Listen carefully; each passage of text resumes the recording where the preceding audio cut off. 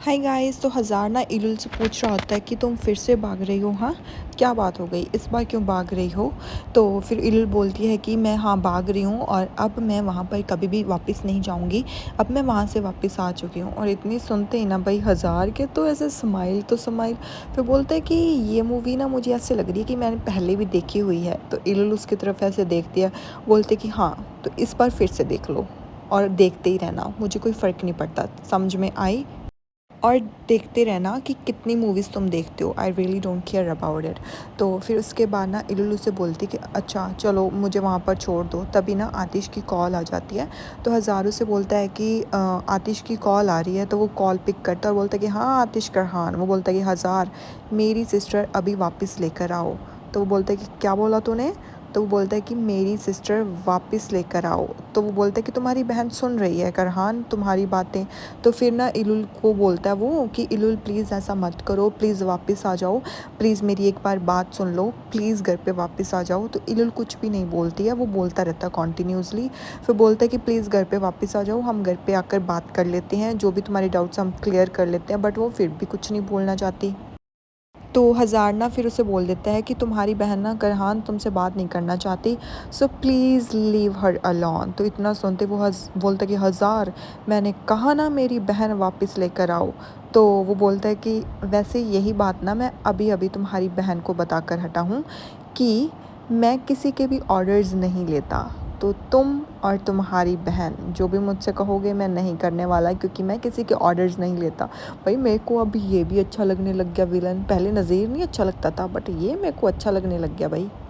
फिर इसके बाद ना आतिश उसे बोलता है कि ये हमारा ना फैमिली मैटर है और अगर तुमने इसमें इंटरफेयर किया तो हिसाब लगा लेना।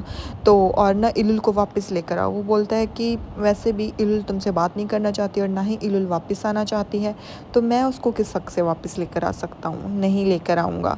तो वो ज़ोर से बोलती है इलुल कि मैं वापस नहीं आऊँगी, मैं कभी भी वापस नहीं आऊँगी।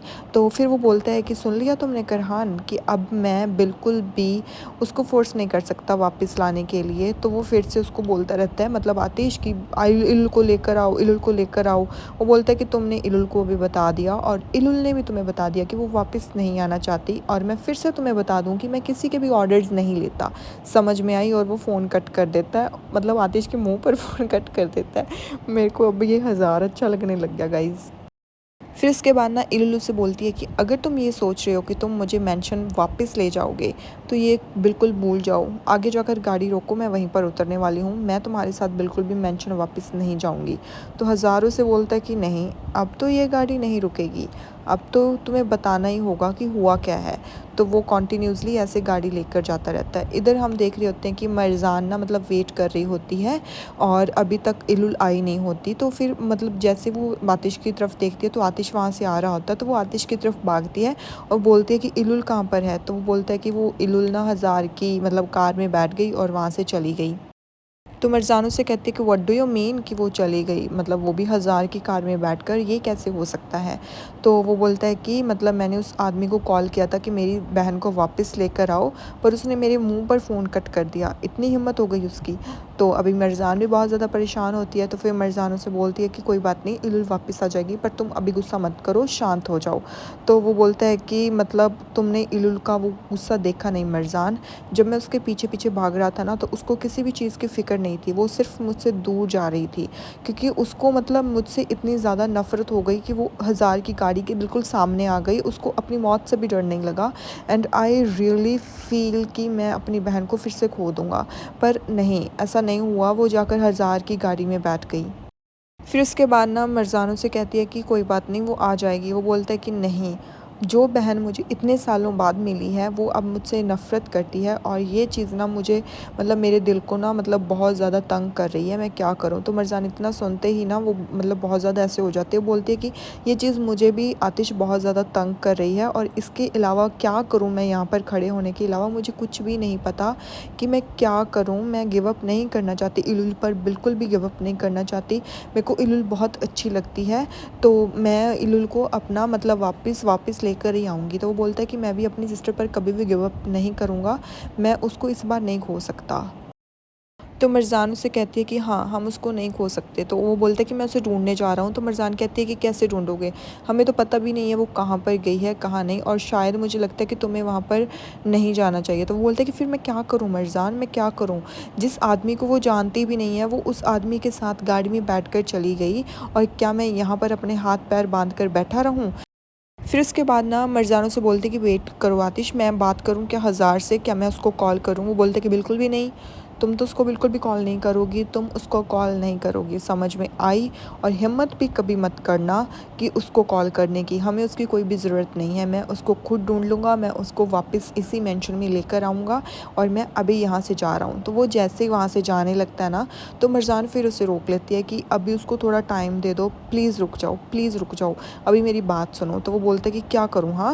वो बोलती है कि अभी तुमने देखा ना क्या कुछ हुआ, वो कितने गुस्से में यहाँ से चली गई। अभी वो मुझे लगता है कि हमसे नहीं मिलना चाहती, और अगर अब भी तुम उसके साथ ऐसे करोगे ना, तो वो हमसे और भी दूर चली जाएगी। मुझे ऐसे लगता है कि हमें ना उसको थोड़ा स्पेस दे देना चाहिए। पर आई गेस मुझे ऐसे लगता है कि आतिश को वहाँ पर जाना चाहिए, एटलीस्ट उससे बात ना करे बट उसके साथ साथ रहे, तो उसको ऐसे ज़रूर फील होगा कि हाँ मेरा ब्रदर मेरे साथ है। तो फिर उसके बाद ना वो बोलती है मतलब कि तुम ये चीज़ रियलाइज़ नहीं कर पा रहे हो, पर जिस चीज़ से मतलब इलुल अब गुज़र रही है ना, मुझे ऐसे लगता है कि हमें ना थोड़ा टाइम उसको दे देना चाहिए, ताकि वो थोड़ा सा मतलब इस तरीके से मतलब इन चीज़ों को भूल सके। क्योंकि इलुल को ये लगता है कि उसकी ज़िंदगी मैंने ख़राब की, और इसमें कोई दो राय है भी नहीं, क्योंकि उसकी ज़िंदगी जो ये चीज़ है वो सब मेरी वजह से हुआ है। वो मुझसे नफ़रत करती है, एंड आई नो दैट। और मैं ये मतलब वो तुमसे भी इसी चीज़ के लिए नफ़रत करती है कि तुमने मुझसे शादी की। मतलब अगर मैं शायद तुमसे दूर हो जाऊं, अगर हम उसको पास और बुलाने की कोशिश करेंगे ना, तो वो हमसे और भी ज़्यादा दूर हो जाएगी। सो प्लीज़ मुझे ऐसे लगता है कि हमें ना उसको थोड़ा सा टाइम देना चाहिए, ताकि वो समझ सके, जो हमारे बीच में जो डिस्टेंस है वो थोड़ा कम हो सके। मैं उसको हमेशा के लिए नहीं खोना चाहती Atish, please try to understand me. और अब थोड़ा-सा ना समझने की भी कोशिश करो कि मतलब कौन क्या कर रहा है, कौन क्या नहीं, और अब ना हमें सब कुछ उसको सच-सच सब बताना ही होगा। वैसे भी उसको सब पता लग गया है, बट स्टिल तुम अपने मुँह से जब तक उसको कुछ नहीं बताओगे, तो शायद वो ऐसे ही रहेगी। फिर उसके बाद ना मतलब मरज़ान उसको देखती रहती है, और मरज़ान वहाँ पर कंटिन्यूअसली ऐसे रोने लग जाती है। अब आतिश के पास कोई भी ऑप्शन नहीं बचता, ना वो मरज़ान को अकेला छोड़ के जा सकता है, ना इलुल को।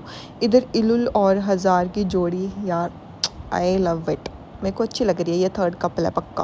फिर उसके बाद ना मतलब वो बोलती है कि चलो ठीक है हज़ार, अब बहुत हो गया, अब गाड़ी साइड पे जाकर रोक लो।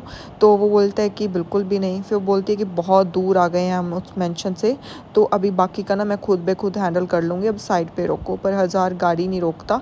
तो इल्ल उसकी तरफ देखती है और बोलती है कि तुम रोक रहे हो या फिर नहीं। इसके बाद यहाँ पर एपिसोड एंड।